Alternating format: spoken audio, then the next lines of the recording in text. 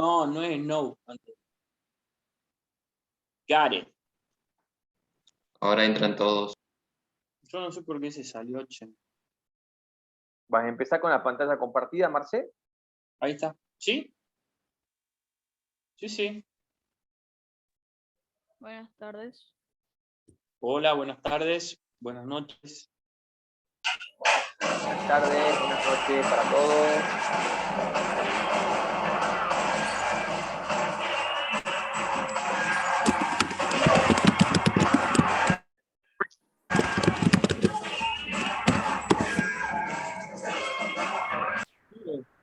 Buenas noches.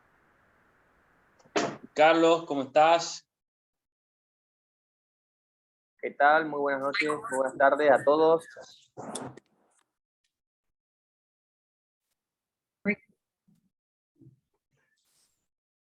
Bueno, Por favor, les pedimos que apaguen sus micrófonos un segundo cuando entren. Vamos a tratar de tener cuidado siempre con nuestros micrófonos, con nuestras cámaras. Muy buenas tardes, muy buenas noches para todos. Bienvenidos al segundo encuentro de este curso de balística aplicada a la investigación criminal. La semana anterior estuvimos acá con el licenciado Eber, viendo todo lo que es balística técnica, consideraciones de la balística técnica. Hoy toca el segundo encuentro, donde vamos a hablar sobre balística forense. Recordemos que este curso tiene 4 encuentros, los próximos 2 martes que quedan en noviembre. Hoy nos queda para ver todo lo que es determinación de distancia de disparo, y en la última vamos a ver informes periciales y también casuística aplicada, que de hecho ya desde la primera clase estamos viendo casos reales que se trabajaron para que pueda llegar a un mayor entendimiento de ustedes, los asistentes. Vamos a ver, quiero rápidamente decirles que por favor acepten la solicitud que se les mandó para unirse a la plataforma, ya que desde la plataforma van a poder volver a ver las clases grabadas, también van a poder acceder al material que se está subiendo. Entonces, si no aceptaron, no van a poder ver eso. Si tienen algún problema, no les llegó el enlace, necesitan que se los mandemos de nuevo, por favor se comunican, contacto@intercrim.com.ar, o también pueden comunicarse por Facebook, por Instagram. Estamos atentos a todos los canales. Voy a saludar ahora al licenciado Marcelo Eber. Hola Marcelo, ¿cómo estás? Buenas noches. Buenas noches, licenciado Daniel Delfín, miembro también del estudio interdisciplinario de criminalística.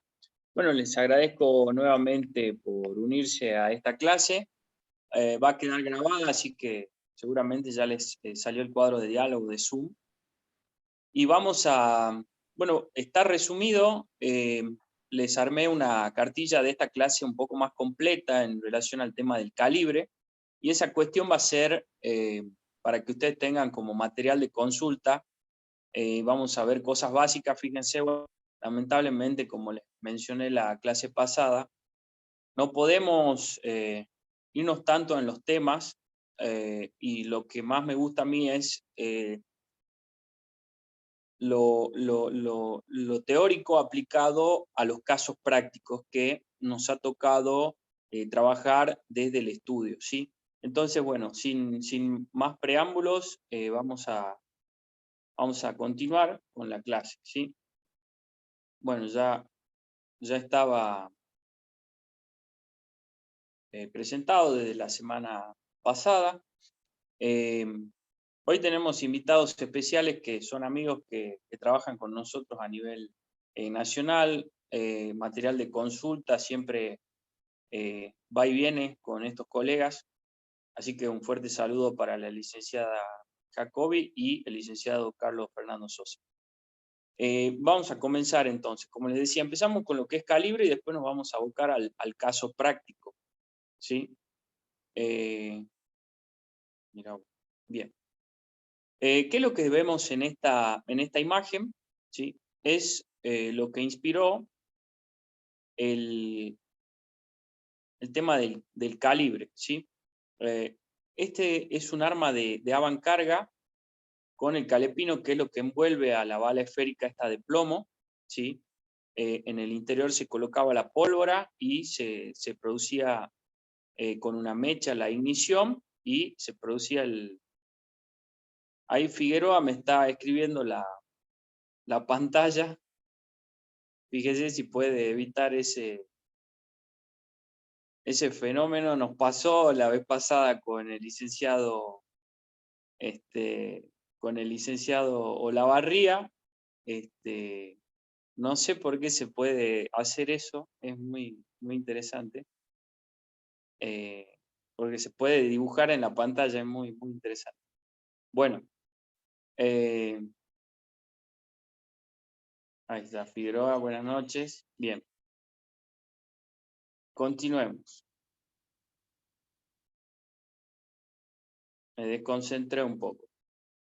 No hay problema, no hay problema. Sí, eso. Nosotros no sabíamos que se podía hacer eso. Como que era el disertante la vez pasada, es muy divertido. Bueno, vamos al principio con el calibre en armas de fuego con ánima rayada, ¿sí? Como vemos acá en la figura, tenemos un cañón de ánima rayada, ¿sí?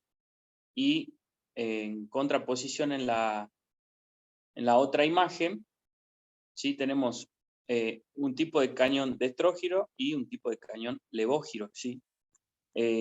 Son los tipos de cañones que se van a encontrar de acuerdo al fabricante, ¿sí? Normalmente son levógiros, ¿sí? Pero hay varios casos. Por ejemplo, bibliografía donde se puede consultar esta temática es el libro de Cibrián Vidrio, ¿sí? Balística técnica y forense. Uno de los autores más consultados por nosotros en esta materia, ¿sí? Bien. Vamos ahora a un par de definiciones. Quedó todo rayado la pantalla, voy a ver si la podemos recuperar. A ver.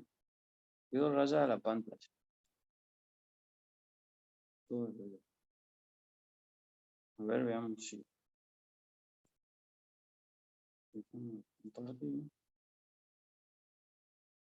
Bueno, ahora el power está limpio.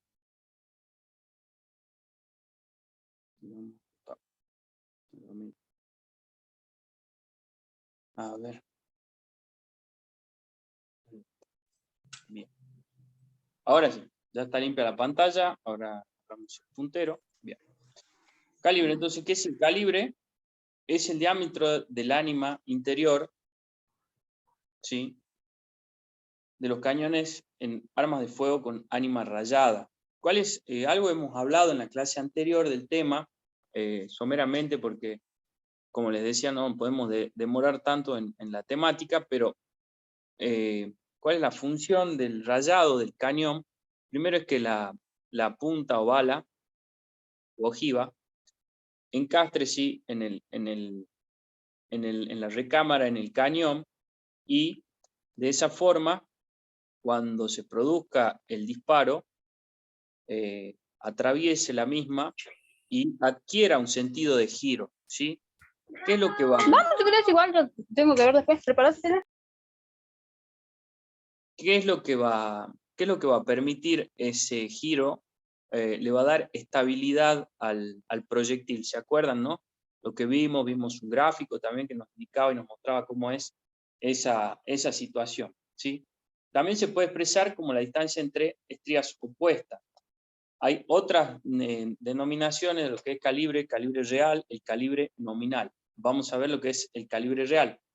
Esta denominación hace referencia a la distancia existente en el interior del cañón y es el diámetro existente entre puntos antagónicos del mismo, ¿sí? Para que se entienda, tomamos una medida entre puntos balísticamente denominados macizos o más simple aún, como si el cañón no tuviera estrías o surcos, ¿sí? Volvemos a esta imagen, sería de acá a acá, ¿sí? Y si lo dibujamos, sería de acá hasta acá, ¿sí? Ese sería el calibre real en este caso, ¿sí? Calibre nominal.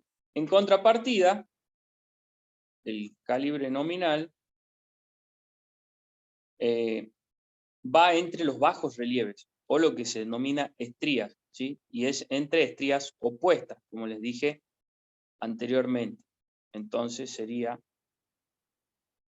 Ahora, si nos volvamos a usar esta que está más clara, sería de acá a acá, ¿sí? Bueno, un poquito más desde ahí, de centro a centro, ¿sí? Ese sería el calibre nominal.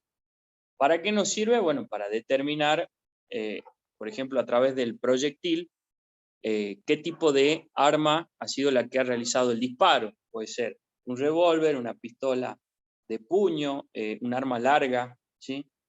Para esas cuestiones. Fíjense, ya lo grafiqué, pero acá tenemos otro esquema. En rojo, ¿sí? Sería lo que es el centro del cañón, ¿sí? En ese interior está vacío. Tenemos la estría, como les mostré anteriormente. Acá en la B corta tenemos el giro del cañón, ¿sí? La E, bueno, el calibre nominal, y la C en rojo, la B en rojo, el calibre real, ¿sí? El mismo esquema. Bueno, acá tenemos otro que está con distintas denominaciones. A nivel forense esto es más específico, hablando de cuestiones básicas, no sería tan relevante, pero a nivel forense sí, porque a veces se puede encontrar cañones que han sido modificados de alguna manera. ¿Y qué es lo que hace eso también? Que el proyectil, al atravesar el mismo, adquiera esas características. Una vez me acuerdo, un amigo personal de la fuerza me comentaba que para lograr cambiar todo el rayado del cañón y por ende la impronta que deja en el proyectil, se colocaba, es bastante alocado lo que les digo, pero es real. Se colocaba arena, se colocaba el cartucho, ¿sí? se cargaba el arma. Ya estaba lista para producir el disparo, y por delante, como si fuera de avancarga, como mencionamos al principio, se le colocaba arena, ¿sí? Entonces, al colocar arena, obviamente no tapando totalmente el cañón, sino una pequeña cantidad, lo que lograba hacer que, a partir de este nuevo disparo con la arena, quede un rayado totalmente diferente en el interior del cañón. Si a alguien le pasó o conoce algún caso, esto a mí me lo mencionaron de forma teórica, yo no lo haría realmente, porque bueno, es empezar a arruinar al arma, ¿sí? Bien, continuemos. Acá tengo a alguien en el chat. Claro, y tener cuidado con las presiones, ¿sí? Tal cual. Por eso te decía que, Víctor, gracias por participar. La idea no es colocar, o sea, taparlo totalmente, sino generarle una impronta diferente al rayado del cañón, que posteriormente le va a generar una impronta diferente, valga la redundancia, al proyectil cuando pase. O sea, vos producís un disparo normal, ¿sí? Ejemplo, acá tengo un arma de fuego, ¿sí? Un revólver en este caso. Lo que ocurría era alinear un cañón en recámara. Claro. Gracias, Víctor. Pero bueno, lo expliquemos nuevamente, por ahí alguien no lo termina de entender. El cartucho queda alojado acá, ¿sí? Y uno amartilla el arma y produce el disparo.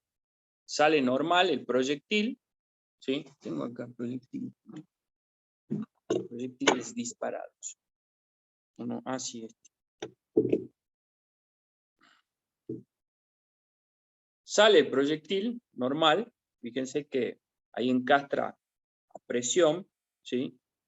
Porque justamente la idea es que copie el estriado y queden esas marcas. Fíjense, acá tiene una cierta, se desenfoca porque bueno, no es tan buena la calidad de la cámara, tiene una cierta cantidad de estrías que le ha dejado el cañón, hablando en un disparo normal, ¿sí? Entonces, ¿en qué consistía el otro mecanismo? Colocar arena en el interior, hasta acá. Entonces, cuando disparaba, se produce un nuevo disparo y todo un rayado. ¿Me ven? ¿Me escuchan todavía? Sí, licenciado, sí se escucha. Muchísimas gracias. Que apreté algo y me quedé sin mi cámara. Entonces, se produce todo un rayado en el interior del cañón, ¿sí? Nuevo. Entonces, producimos un nuevo disparo y va a generar nuevo estriado o diferentes marcas sobre el mismo. Obviamente a nivel microscópico, no sé qué tan dañino será el efecto de hacer algo así, como les digo, yo no lo haría ni lo probaría. Nos dice el licenciado Delfín que interesante el tema de la arena, es un intento de enmascarar el estriado que dejaría el arma dificultando su identificación. Sí, otro mecanismo para evitar que se encuentre el arma es descartarla en un dique, por ejemplo, que es lo más común, enterrarle, ese tipo de cuestiones. Eso sí me ha tocado ver. Otro mecanismo para limpieza, por así decirlo, la limpiaron con combustible al arma, en un caso que nos tocó intervenir. Y bueno, ahí era hermana del imputado, la persona que realizó ese procedimiento, y yo creo que fue una cuestión de piedad de la Fiscalía, básicamente, de no imputarla por encubrimiento, ¿no? O por obstrucción de la justicia, porque esta persona, el imputado, le había entregado el arma y la hermana realizó ese procedimiento. Pero bueno, era también difícil de probar de que realmente lo haya hecho ella, etcétera, entonces se lo dejó ahí. Distintas denominaciones para el calibre. Tenemos pulgadas y tenemos milímetros, ¿sí? Tenemos el sistema anglosajón, que es en pulgadas, y el sistema métrico legal argentino, que es en milímetros, ¿sí? Vamos a encontrar entonces, por ejemplo, acá tenemos un cartucho, ¿sí? De 32 para revólver, que es el caso ¿sí? De esta arma, y también tenemos el mismo caso, calibre 32, pero para pistola, ¿sí? O sea, puede ser un mismo calibre para pistola o para revólver, por ejemplo. Acá una 9 milímetros, ¿sí? Un cartucho de 9 milímetros para pistola, ¿sí? Pistola semiautomática. Bien. Y acá tenemos distintos calibres. Ustedes después los ven en detalle en la cartilla que les entregamos con el que es de la clase básicamente, pero más extendido. Fíjense la cantidad de calibres que hay una cantidad increíble de calibres en el mundo. Bueno, acá falta el popular 22 Long Rifle, por ejemplo. Acá tenemos, bueno, la conversión, si a alguien le sirve la tabla.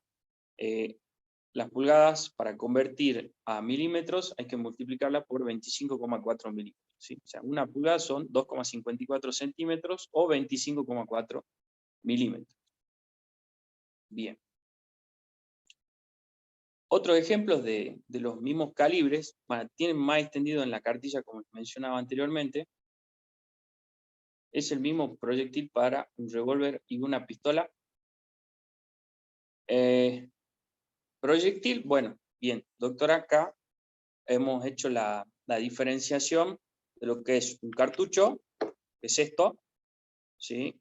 Este está completo, tiene la punta ojiva o bala, o proyectil cuando está en vuelo, la vaina, la cápsula fulminante, acá, y en el interior también hay pólvora propulsante o propelente, ¿sí? Perfecto. Eso es un cartucho, esta es la mínima unidad de carga para producir un disparo, ¿sí? Cartucho. Proyectil, bala o punta, como dijimos anteriormente, sería esto, ¿sí? El proyectil. O sea, ¿puede tener el mismo calibre? Sí. ¿Disparar el mismo proyectil? Sí. Pero el cartucho tiene una configuración diferente en la vaina, en este caso, ¿sí? Estos rebordes hacen que se pueda quedar alojado en el alvéolo, ¿sí? El cartucho, ¿sí? Ahora, si yo le coloco el de pistola, sí, no entra, en principio. No entraría, pero también se saldría. De todos modos, vienen adaptadores para poder disparar cartuchos de... A ver, aporte cartucho revólver presenta revólver de tracción en vaina, pistola posee ranura de tracción. Correcto. También lo vimos un poquito la clase pasada, los cartuchos, las vainas de pistola, tienen acá un reborde, ¿sí? Que es donde se engancha la uña extractora, que es como estoy mostrándolo acá. Este mecanismo es el que permite liberar el cartucho y expulsarlo por la ventana de expulsión, ¿sí? Gracias, Víctor, muy amable. Era para agregar eso también, muy bueno. Ahora fíjense, mismo calibre, 9 milímetros, ¿sí? Pero con distintas denominaciones. 9 milímetros Luger, 9 milímetros Parabellum, 9x17, que es el caso del calibre para esta arma semiautomática en principio y automática también, que es conocida como una ametralladora israelí, ¿sí? La Uzi. Un ejemplo de un arma que es semiautomática y se puede convertir a automática. Bien, como les digo, en la guía tenemos varios otros ejemplos. ¿Ven? Acá están lo que les decía, el 9 Parabellum también, y hay otras denominaciones. No nos vamos a demorar en esto. Ahora vamos a otra cuestión importante. No nos olvidemos del tema del calibre de escopeta, ¿sí? Porque en la jerga, fíjense, muchas personas, y esto es bueno diferenciarlo porque estamos en un contexto académico y hay personas que no tienen quizá el conocimiento, tenemos otros peritos que ya lo tienen bien aceitado este tema. Hay personas que entienden que esto es un cartucho, pero que el otro no. En realidad son ambos cartuchos, ¿sí? Esta sería la mínima unidad de carga para producir un disparo con un arma que dispara munición múltiple, ¿sí? En este caso, escopetas, ¿sí? Acá tenemos diferentes cartuchos, ¿sí? De distintos calibres, que acá cambia la denominación de eso que era el calibre, que básicamente es el diámetro del cañón, ¿sí? En la cartuchería, y el cañón de las escopetas no es estriado, ¿sí? Es liso, ya es como un tubo normal, no tiene todo el complejo estrial que es el que veníamos explicando en la primera placa, ¿sí? La cartuchería de Animaliza es nomenclada en base a la división que se obtenía de una libra inglesa de plomo, ¿sí? Una libra inglesa de plomo pesa en nuestro sistema 453,59 gramos, ¿sí? De acá se sacaba distintas esferas, ¿sí? Para un calibre 12, ¿sí? Se habilitó un audio. Se dividía a la libra esta de plomo en 12 esferas idénticas, ¿sí? Y nos daba el calibre 12. Fíjense que solamente tomando una va a ser el diámetro del cañón, ¿sí? Esa esfera tiene el diámetro del cañón. Y dentro de los cartuchos vienen distintos tipos de municiones, que eso está también en la cartilla, así lo ven con más detenimiento. ¿Sí se entiende esto del calibre de las escopetas?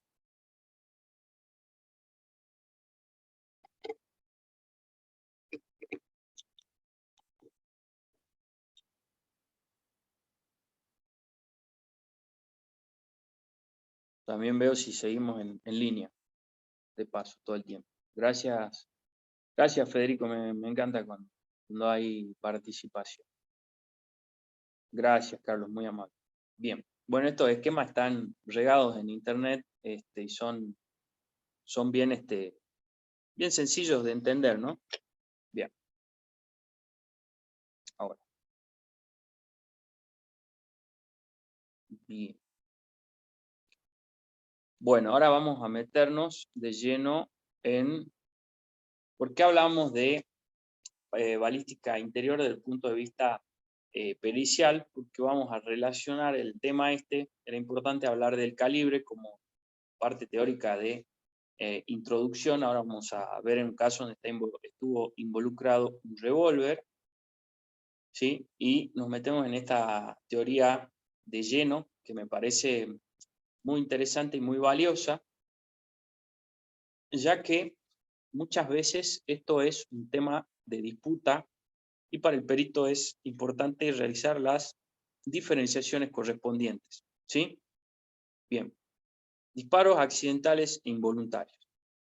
Accidente, ¿qué es un accidente? Esto es una definición del diccionario, ¿no? Suceso eventual o acción que involuntariamente resulta dañosa para las personas o cosas, ¿sí? Bien. Accidental, ahora ya hablando del disparo, ¿sí?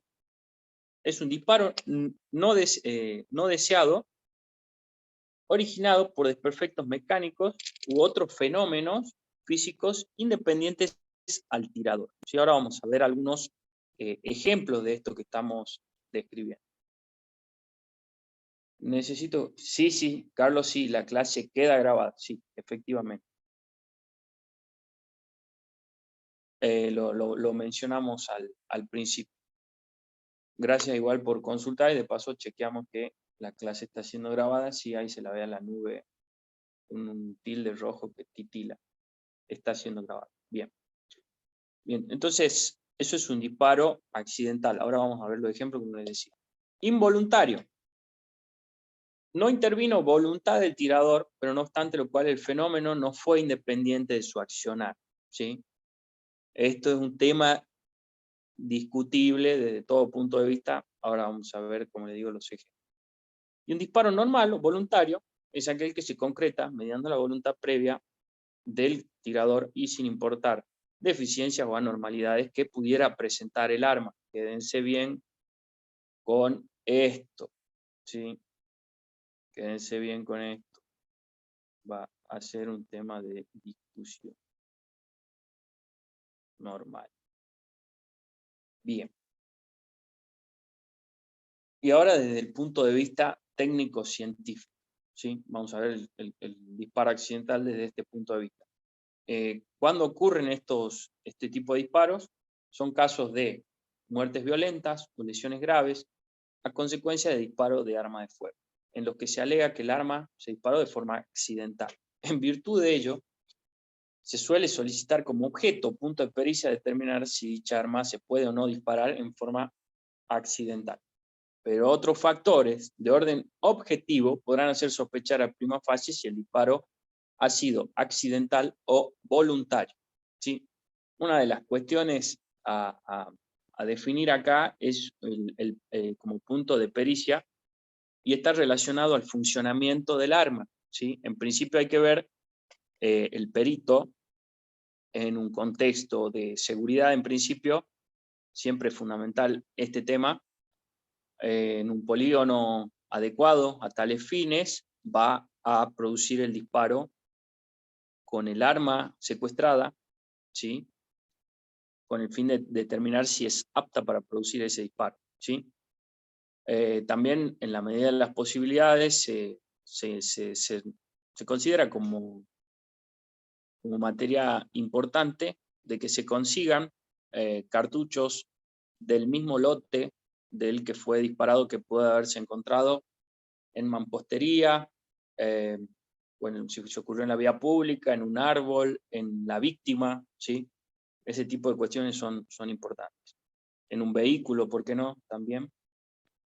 Y se producen en un contexto de, como les decía, de seguridad en un polígono adecuado y también bueno, con recuperadores o bancos balísticos para también utilizar ese mismo disparo que determina que la arma es apta para obtener proyectiles testigos para cotejo, es decir, indubitados porque sabemos que salieron efectivamente de esa arma. Luego con los proyectiles que se han incautado en la escena del crimen, del hecho, se utiliza después microscopía comparativa para ver la correspondencia o no de ese cartucho, es decir, si fue disparado con esa arma.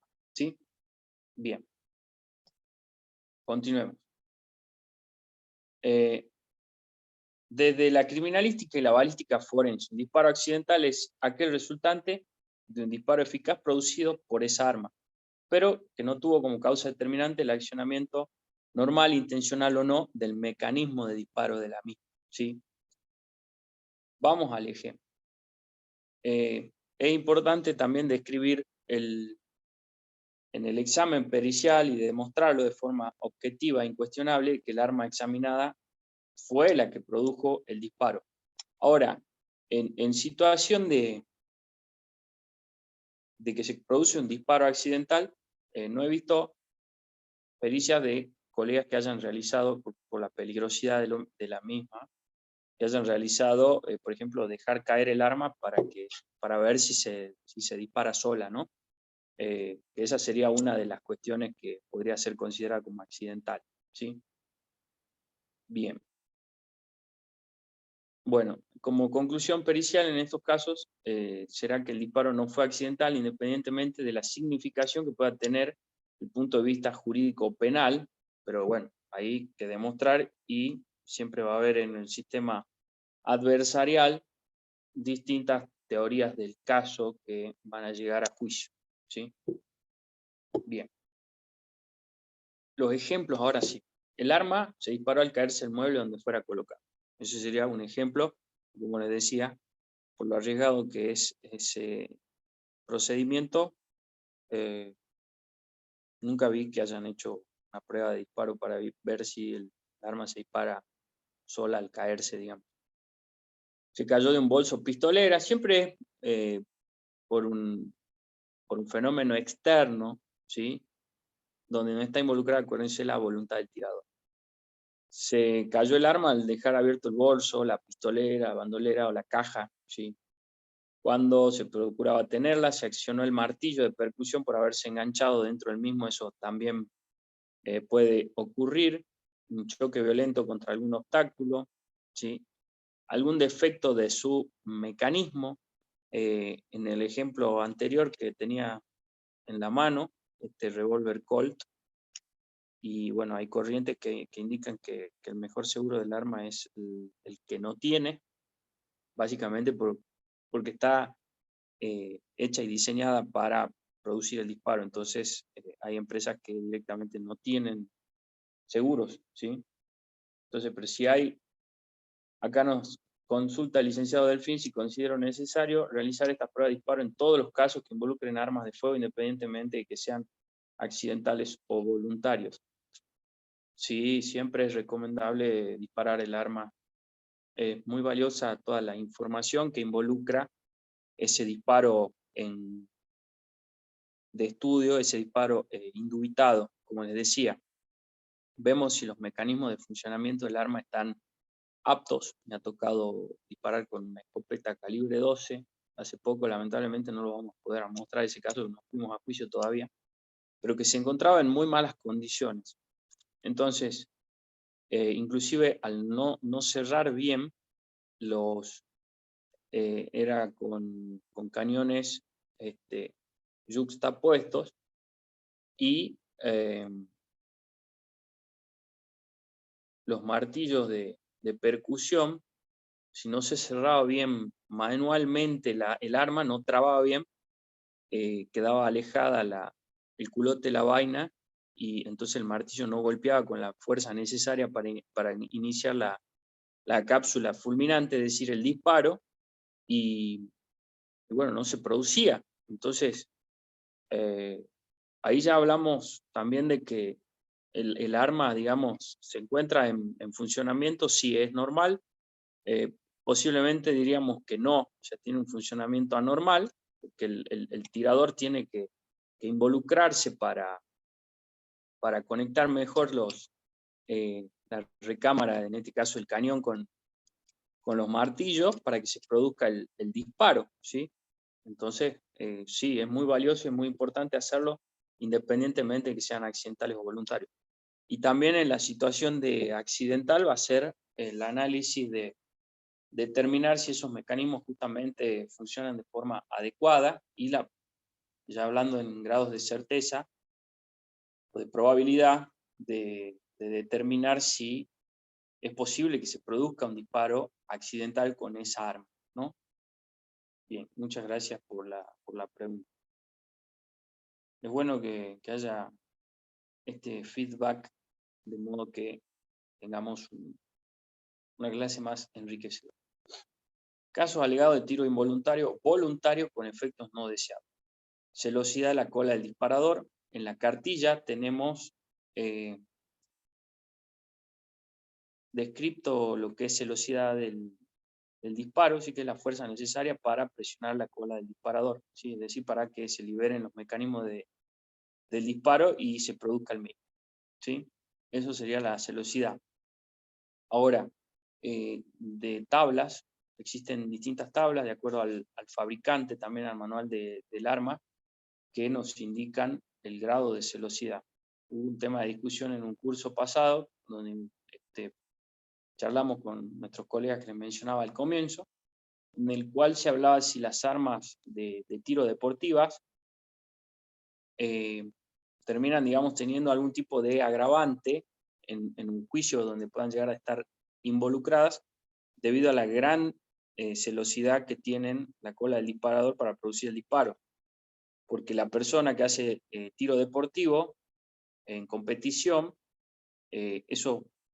la cola del disparador está alivianada, ¿sí? Es decir, que es más fácil vencer la resistencia de los mecanismos para producir el disparo, y bueno, el disparo se puede producir de una forma más sencilla. Esto quedó bueno a discusión y la respuesta directamente es: si el arma es apta para disparar, listo, se acabó el problema. Ahora, bueno, vienen todas estas discusiones que pueden llegar a generarse, pero si uno, ya vamos a ver también las reglas de seguridad para el manejo de armas, abre fuego contra un blanco, puede ser una persona o cosa, apuntando, justamente esté celosa o no el arma, o sea más fácil disparar o no, el efecto, digamos, la voluntad del tirador está expresamente en esa situación, ¿no? Bien. El seguro, seguimos con este tema, el seguro del cargador u otros eliminados. En el caso, lo que les decía anteriormente, también hay armas que no traen seguro. En el caso de un arma de tiro deportivo, que para disminuir la fuerza, bueno, lo que les decía anteriormente, en la suposición que el arma se encontraba descargada, apuntando contra algo o alguien, que bueno, ahí, tema de discusión, veía varios artículos sobre el tema del caso de Alec Baldwin, ¿no? El actor norteamericano que en Hollywood, en contexto de filmación de una película, por un disparo del arma que él empuñaba, falleció una persona y otra con lesiones gravísimas. Decían que él no respetó las reglas de seguridad. Tema de discusión, y hilo para cortar hay bastante. Pero bueno, considero que este podría haber sido uno de esos casos en que él supone que le entregan un arma descargada o lista para disparar con cartuchos de fogueo, pero que no, o de supervivencia, que no son letales en principio, o para ese fin no eran letales, y bueno, se generan estos problemas. Intentando desarmar el martillo percutor, se resbala, cae y golpea la cápsula fulminante. Sí, eso también puede ser otro de ese tipo de casos. Inesperada trayectoria o rebote. Luego de incidir en el blanco elegido, impacta en otro. Y acá los abogados me dirán, bueno, pero si la persona está disparando, por ejemplo, está cazando, y sabe que puede producirse el rebote, o que por detrás de una cierta cantidad, un bosque o algo así, pasan personas, circulan vehículos, y bueno, impacta con algo, bueno, ahí se estaría hablando de un doble eventual y ese tipo de cuestiones jurídicas que son interesantes para discutir, que bueno, no nos vamos a adentrar en eso, pero fíjense cómo van saliendo temas y descripciones de todos los casos y ejemplos. Defecto constitucional o accidental o mala regulación del aparato de puntería. Complicado porque en principio el tirador tiene que conocer el arma que empuña, ¿sí? Escape anormal de gases por recámara, insuficiente carga de proyección o defecto en la misma. También, bueno, son cuestiones que pueden ocurrir. Bueno, hay gente que se dedica a hacer recarga de cartuchos y puede, digamos, errar a la cantidad de carga propulsora que debe tener en grains en el interior del cartucho, ¿sí? Acá nos dice Eliana, gracias por tu aporte. que muchas veces al ser secuestrada el arma por distintos motivos no es descargada. Sí, me ha comentado, tenemos una colega que trabaja en la Policía Científica de La Matanza, nos comentaba así que tienen este tipo de inconvenientes. Esto siempre se tiene que tener en cuenta a la hora de abrir para el secuestro y peritaje. Sí, tal cual. Siempre, bueno, hay mecanismos de preservación de los indicios que posteriormente se transforman en evidencia en la escena del crimen, que deberían ser respetados a rajatabla. Muchos casos en nuestro país, en Argentina hablo porque tenemos colegas del exterior, sucede que no hay suficientes peritos para cubrir la necesidad real que tienen las unidades científicas de investigación, en este caso peritos balísticos, y bueno, termina trabajando el caso alguien personal de la fuerza que por ahí no tiene todo el conocimiento, no se anima a tocar la alarma por quizá algún tipo de desconocimiento, bueno, falta de conocimiento de los protocolos, ¿no? Tema importante, Eliana, gracias, esto da también mucha tela para cortar. Bien. Sacamos el chat.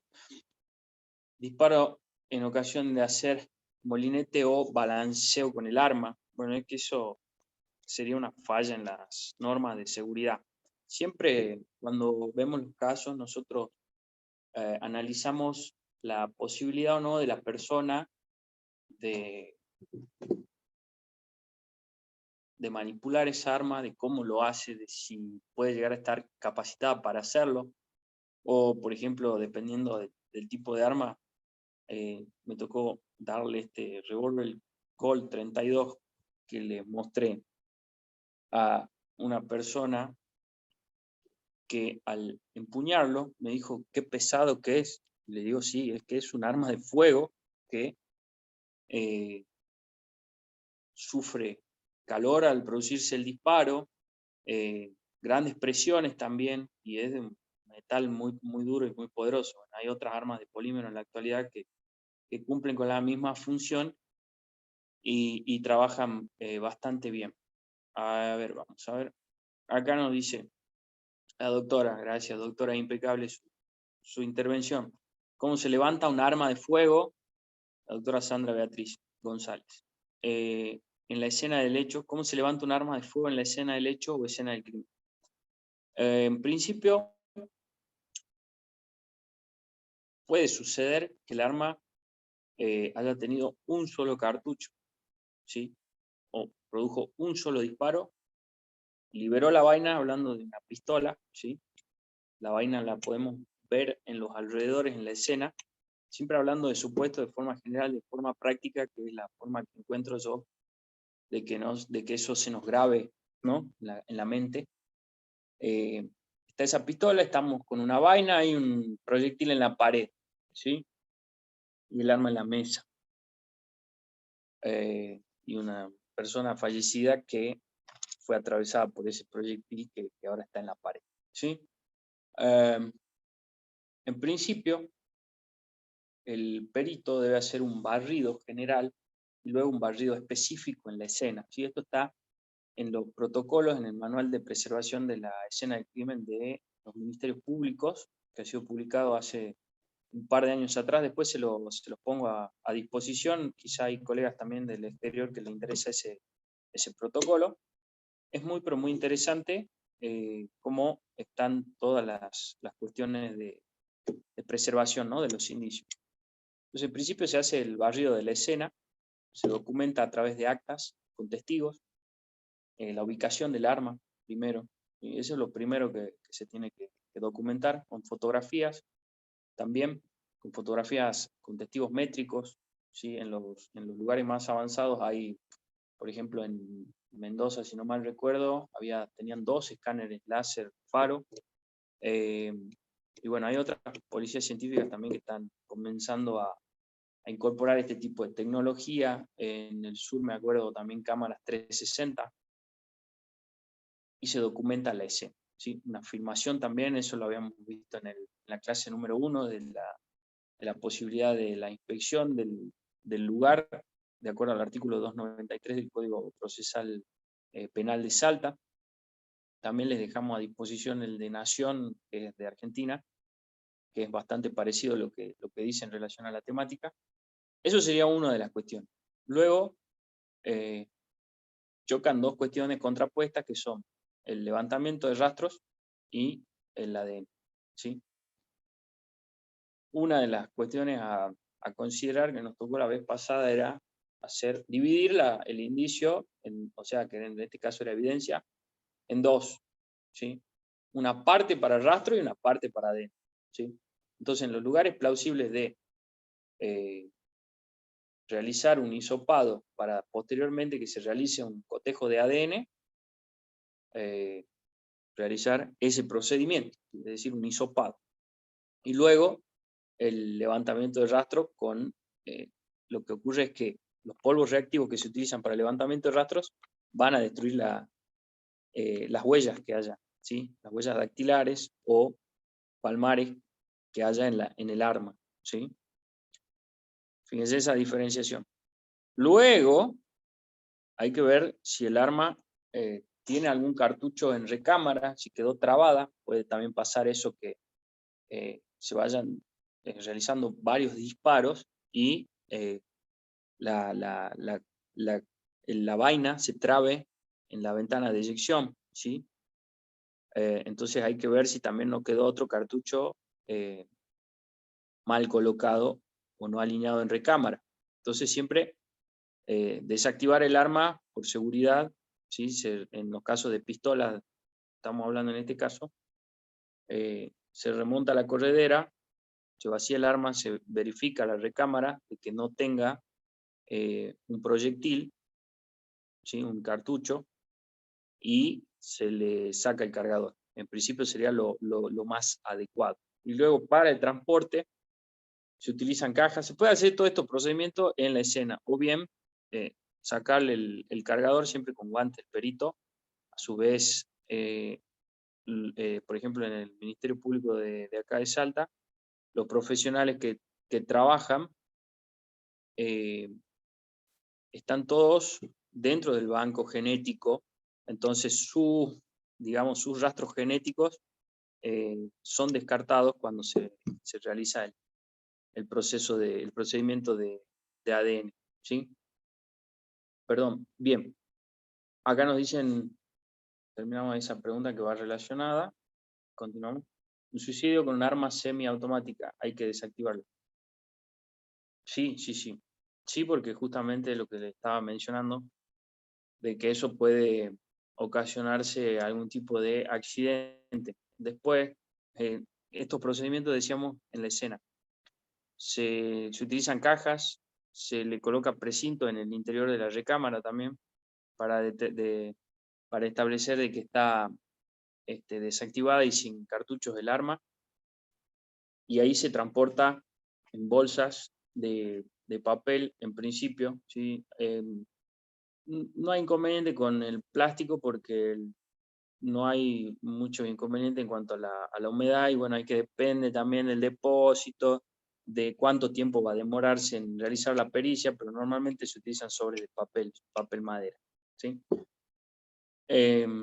Un cartucho de plomo se puede colocar tranquilamente, si se sacó de una pared y no le pegó a nadie, en una bolsa plástica, ¿sí? Muy amplia la clase de hoy, con muchos datos de interés y casos para compartir. Sí, pero todavía no vimos el caso, imagínate lo que se viene. Igual queda grabada, no se olvide. Perdón. Los procedimientos que hablé anteriormente también se pueden realizar en el laboratorio, eso quería terminar. Y después, bueno, el arma queda a disposición para producir disparos y después realizar otros cotejos. Gracias, Enzo. Bien.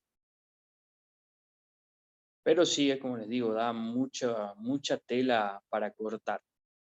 Ahora vamos al análisis del caso. Vamos a entrar en contexto. Tenemos una placa para entrar en contexto. Antes de eso, regla básica del manejo de armas de fuego, ¿sí? Esto está relacionado, como les decía, al funcionamiento desde el punto de vista pericial, lo que es balística interior. considerar todas las armas como si estuvieran cargadas, aun sabiendo que no lo están, ¿sí? Porque una persona versada en el conocimiento, el manejo, un instructor de tiro, un perito balístico, un licenciado en criminalística, dice el arma no está cargada, yo sé que no está cargada. Bueno, considera que está, ¿sí? Esa es una de las reglas. Esto lo diseñó el teniente Jeff Cooper, que falleció en el año 2006, y que, bueno, generó un montón de material increíble sobre el manejo de armas de fuego. También hay una teoría de los colores, o si quieren después lo buscan, muy interesante. Punto 2, no dirigir el cañón del arma a nada que no se desee destruir, dañar o matar. O bien, no apuntarle a nadie, esa sería otra de las formas de denominarlo, ¿sí? El 3, mantener el dedo fuera de la cola del disparador. Si me vieron empuñar el arma, en ningún momento yo coloqué el dedo en la cola del disparador, porque es, como decía, una medida de seguridad, ¿sí?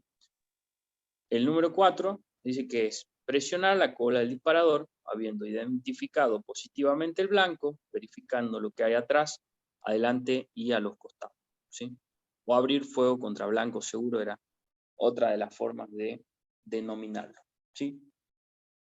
Habiendo entrado en este contexto teórico, que ya hemos hablado bastante, menos mal que la resumimos porque si no nos quedamos hasta más tarde. Imagínense si hay preguntas por el caso. Análisis de un caso. Esto se produce pleno centro de acá de la capital salteña, en la provincia de Salta. Calles Belgrano y 25 de Mayo, ocurrió en el año 2007. Es viejo el caso, como les decía, pero la investigación culminó en el año 2014, debido a que, previo al ofrecimiento de pruebas para ir al juicio, se realizaron algunos peritajes en los cuales intervinieron los colegas y quien les habla del estudio interdisciplinario de criminalística, y se logró esclarecer el mismo. Bien. Bueno, acá hay distintas referencias en este plano, ¿sí? Esto es del plano original que se ve, a ver si, que se ve acá en la parte inferior. Esto se sacó del juicio, bueno, se saca la información sobre las personas porque no va a los fines académicos. En el número 4 tenemos unas manchas de aspecto sanguinolento, y también había sobre este vehículo, que es un Renault Twingo, que estaba estacionado en el carril de estacionamiento de la mano izquierda. Acá, al frente de este lugar, esta es la calle, ¿no? Avenida, se encontraba un sanatorio, ¿sí? Bien. Esa es la parte topográfica. Hablando ahora del contexto del caso. Clásico de fútbol, una de las facciones de esos equipos que jugaban se encontraban camino al estadio, a pie, con banderas, bombos, platillos, ruido, etc. Y, perdón,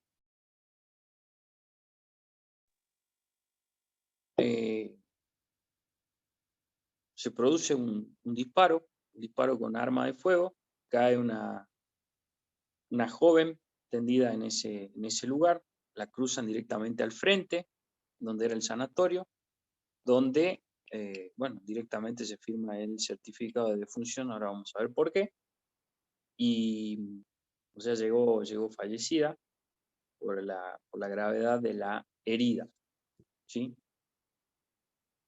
Bien. Esta es la joven. El orificio de entrada se encontraba detrás del ojo derecho, ¿sí? En la zona de la sien y por debajo de la ceja, ¿sí? ¿Qué es lo que visualizamos acá? Si bien las fotografías son del expediente, las fotografías originales, por el tiempo que había pasado, inclusive en esa época, ya se habían perdido. Estas son, como les digo, del expediente. Bueno, vemos el halo de contusión, ¿sí? y bueno, no se pueden visualizar mejor otros signos que se podrían analizar cuando se producen disparos a corta distancia, porque bueno, como les digo, la calidad de la foto no es la adecuada en principio, pero para que tengamos una noción, el proyectil le atraviesa ese sector y golpea en la parte de atrás. Acá nos dice Federico que había tatuaje en la herida.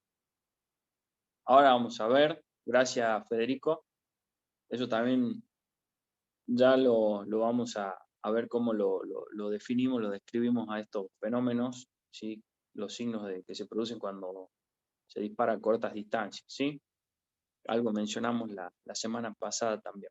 Eso les digo, ahora vamos a discutir sobre ese tema. El proyectil, fíjense, así había quedado el proyectil deformado, se extrajo del cráneo de la víctima, ¿sí? Y fíjense acá está el cero del pie del calibre. Este es un calibre para medir el calibre, justamente, volviendo a la parte inicial de la clase, ¿no? Fíjense acá, está prácticamente en el 5,5, ¿sí? El calibre se midió en la parte de la base, ¿sí? De ese proyectil que se obtuvo de la autopsia, ¿sí? Entonces eso ya nos da un parámetro de qué tipo de calibre era, ¿sí? Que es un 5,5, es decir, un 22 long rifle, que es a ver qué dice el chat, calibre 22. Gracias, Federico. Correcto. Y qué otra cosa sería también importante para descartar o para considerar como importante en el tema del calibre. Fíjense qué es lo que ocurre acá. Acá hay una pérdida masa del proyectil, ¿sí? ¿Cuál es el otro procedimiento que se realiza?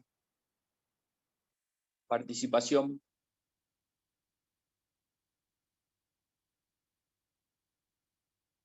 Eliana, el peso, correcto. Se utiliza una balanza, ¿sí? Una balanza semianalítica sería adecuada para esto, es decir, que después de la coma tenga un par de ceros, por lo menos, ¿sí? Bueno, en este caso se perdió bastante del proyectil, entonces lo que nos llevó a determinar que era el calibre 22 fue directamente la base del culote, y la pérdida de material también nos hacía el ruido de que no podía ser un calibre mayor, digamos, ¿sí? Sí menor, pero no mayor. Bien, muchas gracias. Fíjense la fecha, como les decía, diciembre del 14. Estas prendas quedaron secuestradas durante años. A raíz del ingreso del estudio al caso, le solicitaron como medida probatoria que se realicen la toma de muestra de residuo de disparo, ¿sí? Acá viene relacionado a lo que nos decía Federico anteriormente. Ahora vamos a ver. Bien, estas son las prendas, como les decía, y de acá se obtuvieron con los stabs, que son los... No puse eso porque me faltó eso, por ejemplo, para colocarlo acá.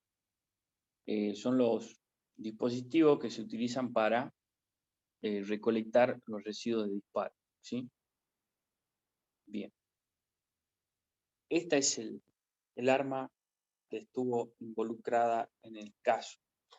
Lo digo acá porque es un contexto académico, pero como dato de color, esa arma primero desapareció después del hecho, o sea, se la dieron a alguien para que la descarte, y esta persona no la descartó, y después fue a cometer otro ilícito con esa arma, y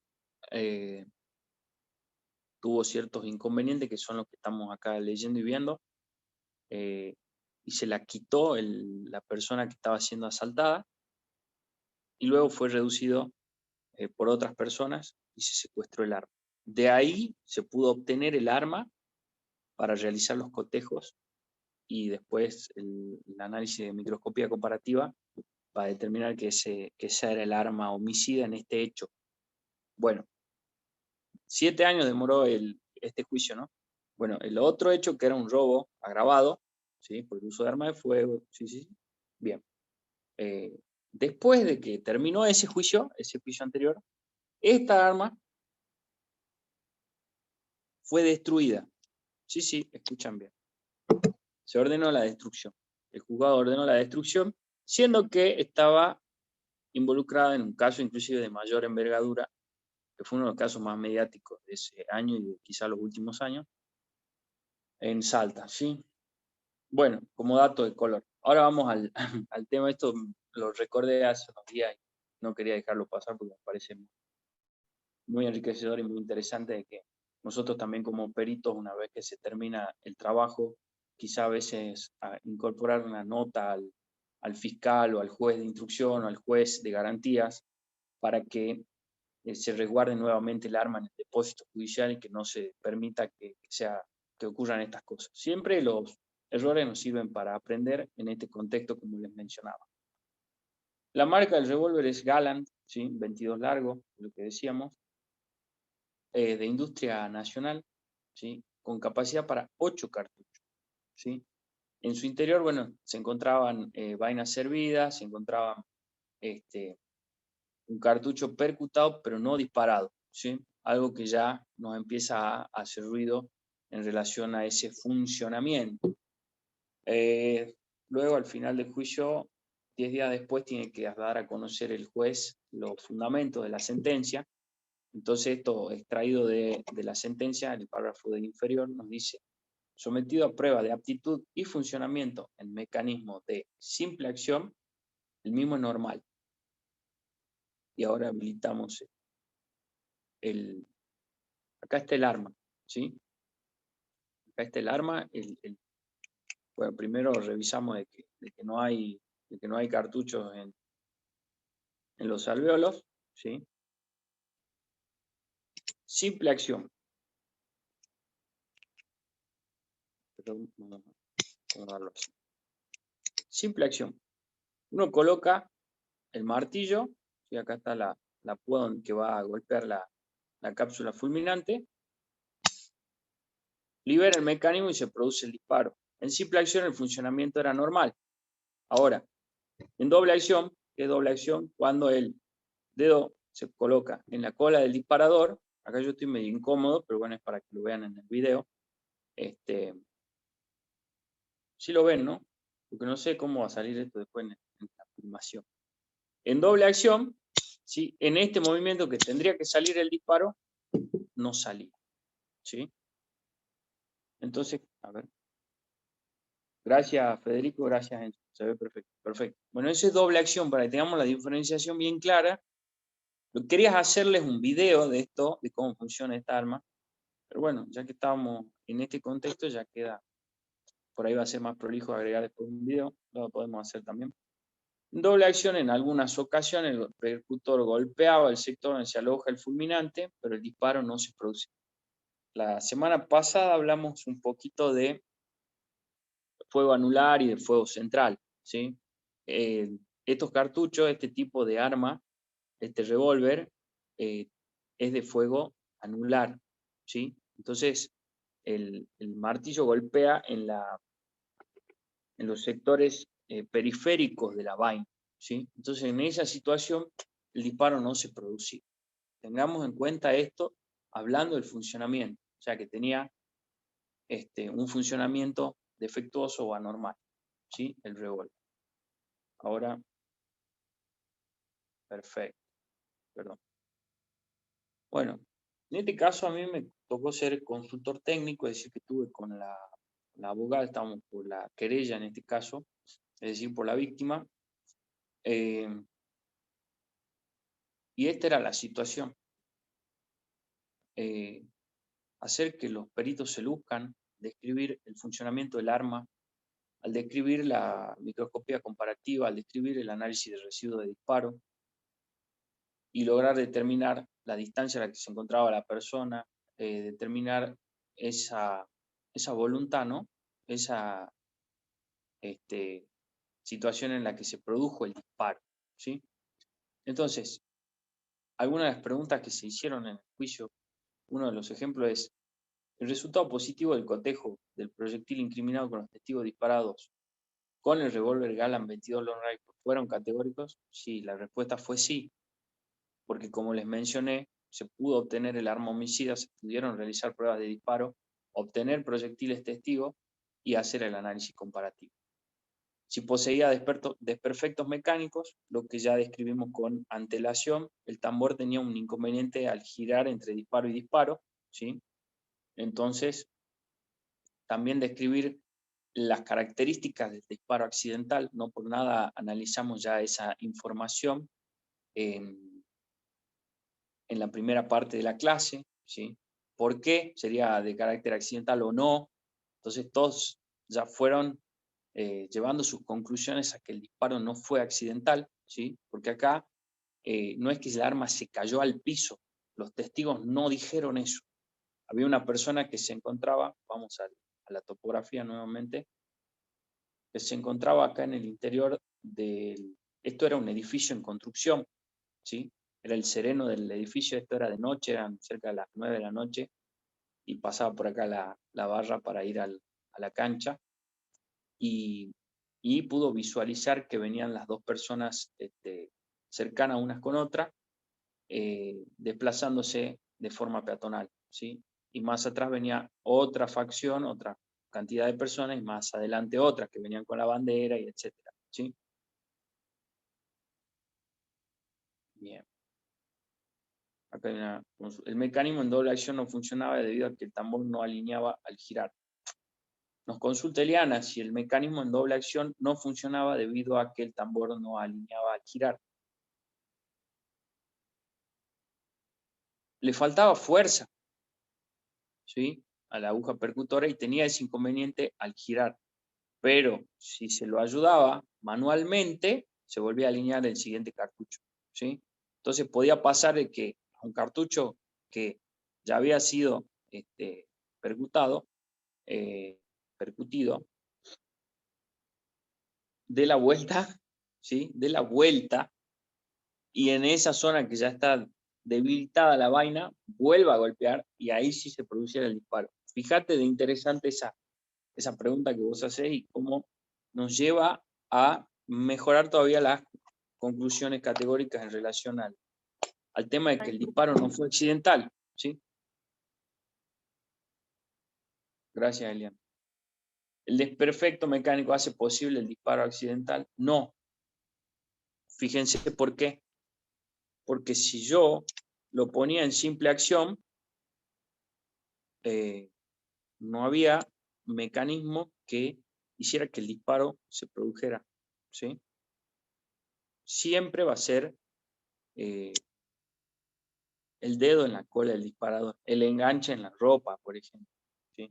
Esas son las cuestiones que serían las que generarían el disparo accidental, ¿no?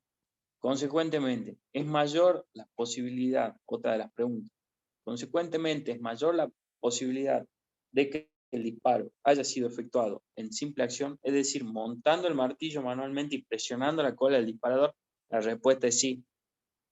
La respuesta es sí, porque con la otra situación en doble acción no siempre se producía el disparo, ¿sí? Pero en cambio, en simple acción el disparo se producía siempre, porque la fuerza que hace el martillo al golpear era mayor, ¿sí? Bien.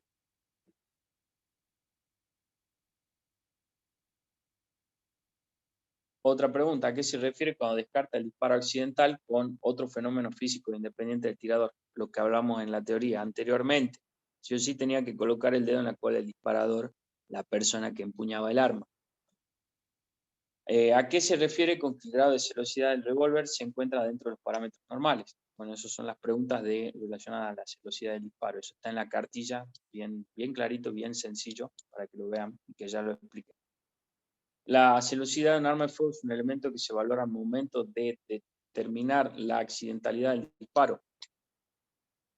En principio no, algo que hemos ya descrito, ¿no? El disparo accidental, ¿qué trayectoria sigue? Bueno, acá es, digamos, a criterio del perito, como les digo. No he visto, no he conocido informes periciales que realicen pruebas de disparo de forma accidental, es decir, empujándolo de la mesa, porque es peligrosísimo hacer ese tipo de cosas, ¿no? Puede mencionar situaciones en que se produzca el disparo accidental, son los ejemplos que vimos anteriormente. Bien. Ahora, esto fue la reconstrucción virtual con la información que se obtuvo de los residuos de disparo. Nos decía Víctor, por eso era discutible lo que estábamos hablando anteriormente. Las fotos no nos dejaban hacer esa aseveración de que haya sido en contacto cercano, por ejemplo, el disparo, pero sí con el residuo de disparo hemos tenido esta posibilidad. La nube de residuos del disparo llegaba cerca de lo que es la campera de la víctima, las prendas eran de la víctima, y nos permitieron establecer, fíjense, es un revólver, libera una gran cantidad de nube de residuo de disparo, tanto para atrás como para adelante. En este caso nos interesaba para adelante porque es lo que quedó como evidencia para analizar, ¿sí? Y se pudo lograr este tipo de reconstrucciones que, digamos, sustentaban la teoría del caso de la Fiscalía y de la querella. Fíjense, acá tenemos un esquema realizado con un software que se denomina Poser, que es bastante bueno, bastante potente. Fíjense, tiene una calidad gráfica muy interesante. En azul la línea de la trayectoria, sí que es casi perpendicular al blanco y que la persona, por ende, tuvo que posicionar su mano en a esa altura, ¿sí? De esa manera. Si bien tenía una altura un poquito mayor que la víctima, tuvo que haber levantado la mano, ¿sí? Para apuntar y empuñar el arma. Fíjense, a una altura de 1,50 m, que era la altura casi a la altura de los ojos de la víctima. Esto es sacado de los informes de autopsia, del informe de autopsia, ¿sí? Bien. Bueno, no sé si les quedó alguna duda. Este es el equipo de Intercrim. Quería, bueno, agradecerles nuevamente por haber compartido con nosotros esta clase y por participar, porque si ustedes participan, esto es mucho más lindo, mucho más enriquecedor. A mí me gusta cuando me preguntan y cuando no sé, bueno, les miento, no, mentira. Bueno, les agradezco un montón. Gracias, Eliana, Federico, Víctor, Natalia, doctora, Enzo, ¿sí? A mis colegas que vinieron a vernos la clase, ¿sí? Me alegro, es la idea darles una. Fermín nos dice, gracias, excelente la clase didáctica. Como les digo, en los congresos que me ha tocado participar y, por ejemplo, en las clases en Estados Unidos, en todos los cursos que hice, siempre me gustó participar y que el perito nos explique un poco más o nos dé su punto de vista sobre la temática, y siempre mostrando casos he visto que es la forma más enriquecedora, ¿no? Así que bueno, relacionándolo con el tema y el poco tiempo que tenemos, espero que bueno, haya sido suficiente y les haya gustado. Gracias, licenciado Sosa, muchas gracias. Bueno, un saludo a la distancia y estamos en contacto. Mañana les subimos la clase o hoy les subimos la clase y el material. Gracias por haber venido. Cualquier